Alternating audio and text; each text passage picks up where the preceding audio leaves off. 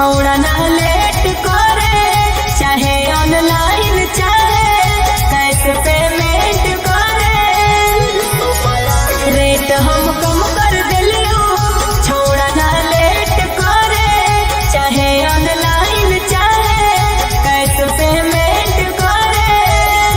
तू पटना में गेथी ना रो, इतना गंगा गेली की 300 से घाटी के सीधे 150 पाया गेली, आगे 300 से घाटी के सीधे 150 पाया गेली,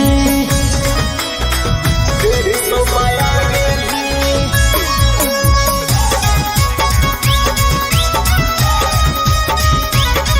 आगे 300 से घाटी के सीधे।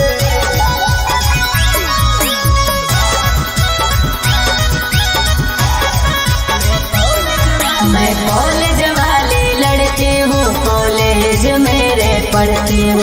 तू जैसा सोच रहा है वैसा धंधा मैं ना करती हूँ, धंधा मैं ना करती हूँ। तू जगतन वाली माँ रही के तना से छुआ लही, जब कोई नहीं पूछले हो गुर के हमारे दीदिया लही।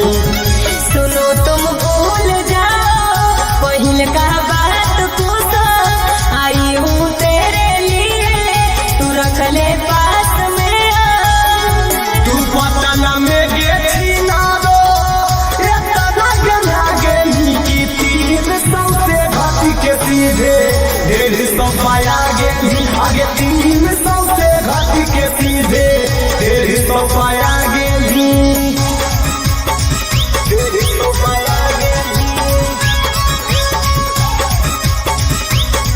आगे 300 से घाटी के सीधे।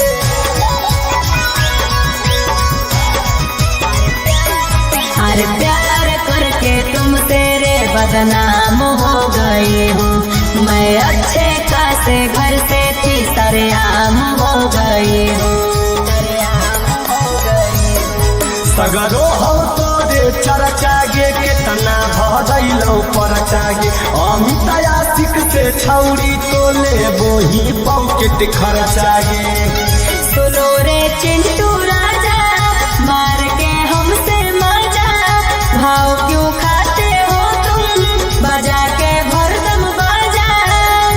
तू पटना में गेथी ना रो, इतना गंगा गेली की 300 से घाटी के सीधे 150 पाया